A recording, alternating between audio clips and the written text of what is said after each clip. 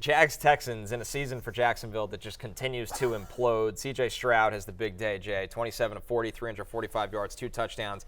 It felt like at least half that production went to Nico Collins. It did. And to Matthew's earlier point, I think Nico, if you're drafting again, he is probably the number 1 wide receiver in fantasy. Again, this is... Him or Malik Neighbors. Yeah, seriously. The volume's insane for both. Again, Stroud, he has the 40 pass attempts. They were trailing late in this one, so they were throwing a lot. I don't know exactly what this offense is going to look like when it is fully healthy, because we've only really seen that for one game. That was against the Colts in week 1. I think ultimately in his soul, Bobby Slowick wants to run the ball. It's just harder to do that when Cam Akers is your lead guy, as opposed to Joe Mixon, who presumably will be back next week. Tank Dell will come back. But from a fantasy perspective, I'm not even sure how much that matters. Like, you're starting Nico every week, you're starting Diggs every week, you're starting Mixon, Stroud. It's just really Tank Dell. He's probably the one where I just don't know where he's going to fit in at this point. Yeah, I mean, that's the question, I think, but it sort of doesn't matter. The Nico Collins, 38.5% target share. He leads the NFL in receiving yards, 7 end zone targets over the last 2 games. Again, he's just not a famous big-name player like CeeDee Lamb, but he should be. He should be. The only question coming into the preseason was, it's not like he wasn't drafted super high, but one of the questions was like, well, they got Tank Dell, they got Stephon Diggs, is it this 3-headed committee, everything like that. And I think as you see it there in your screen, like, over 100 receiving yards more than Malik Neighbors. By the way, Juwan Jennings being 3rd on the list is just so insane. Jaden Reed 5th on that list of receiving leaders. But, he's nothing short of spectacular. Nico Collins, again, the rest of the season, he's the elite of the elite. He would be a first-round pick if you were drafting the rest of the way. Definitely. The good news for Jacksonville, if you're looking for some, is that Brian Thomas Jr. is going to be a hell of a player in this league right now. 6 of 9, 86 yards and a touchdown. I think most importantly, Matthew, this is now back-to-back games with 9 targets for the rookie. He's had at least a 20% target share in every game this year by 1. He is earning targets. Targets are earned, and so they're also, by the way, these aren't dink and dunks. Like the 9 targets you mentioned, 4 of them were deep passes. So they're targeting him deep. There's clearly a connection between Trevor Lawrence and Brian Thomas, and a lot is not going right for Jacksonville. But Brian Thomas is one of the few bright spots as well, and should be a consistent starter in fantasy the rest of the way. Our last game. It was also nice to see Christian Kirk, by the way, get back on track. Back-to-back games now with 10 targets, at least 10 targets and at least 7 receptions. So feels like at least the passing attack for the Jaguars is finally okay, all right, we're getting there. Finally. They looked better this week than they have previously. Yeah, they were a competent NFL team this week. Yes. Despite the suspect press conference. And they're home to the Colts next week, which is not a defense that scares you. Yeah. Our last game here, Bengals-Panthers. As much as the Panthers come up short here, they're a competent offense now as well, Jay. But I think the story in this one is that I feel like the Chase Brown game was on its way eventually. There was flashes from him. Now he got the volume in this one to have a big week. Yeah, he did. Still, fantasy nightmare.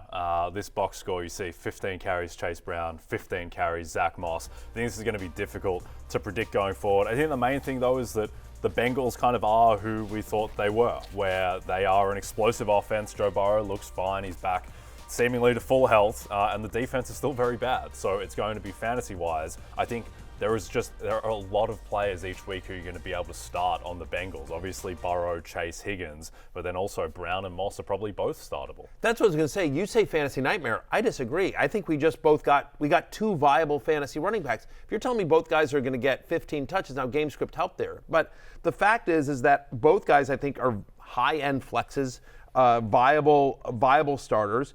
To your point about Chase Brown, look, before we start throwing dirt on Zack Moss, it's worth noting Zack Moss played 58% of the snaps. He played more than Chase Brown. He was on third down, 9 of the 14 third down. Zack Moss was out there, 9 of the 14 third downs.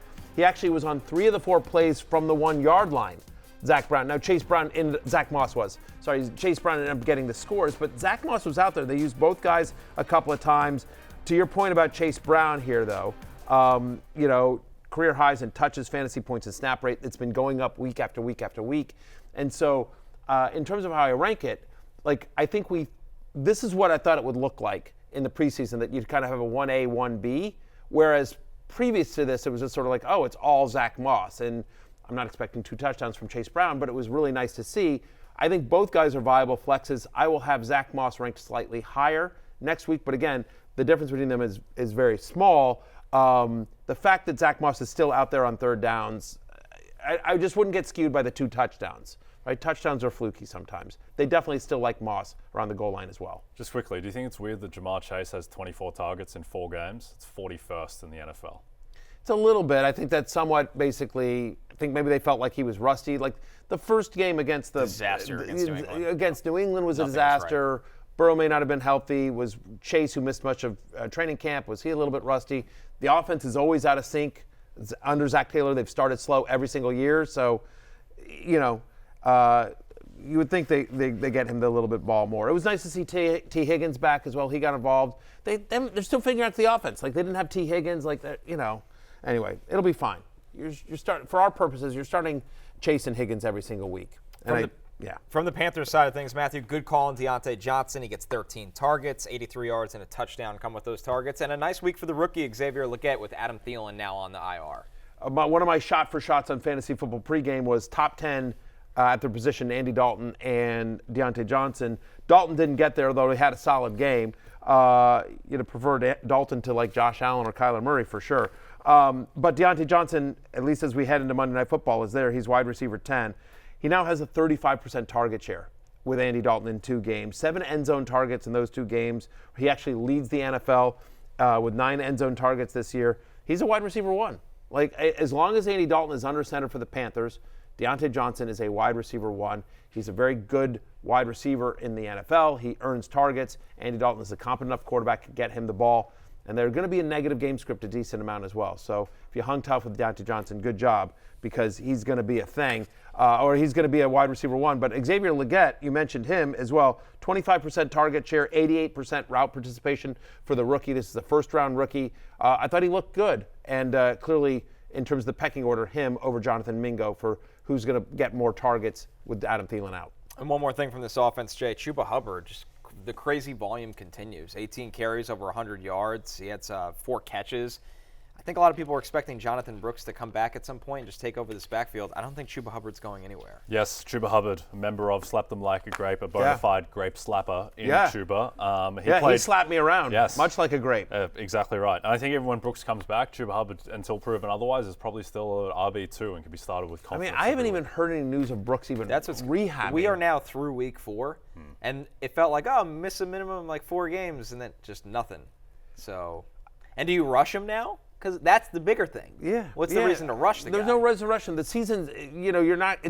He's part of the future. Like, you got 1 win on the season. Like, and you're getting good production from the position already. So I agree with you. Listen, if you have Brooks on your team and he's sitting in an IR spot, fine. You wait. But like if he's taking up just a bench spot, and you're desperate for someone else, it's probably okay. You have some decisions to make.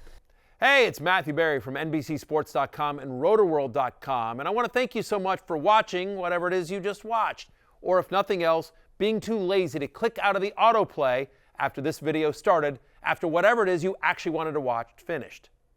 But now that you're here, I'd like to take a moment here to ask you respectfully now, okay? I'm asking you respectfully to subscribe to the NFL on NBC YouTube channel. You'll get the latest RotoWorld fantasy news headlines, all sorts of great shows, including my own Fantasy Football Happy Hour. So go subscribe now. Again, I'm asking respectfully.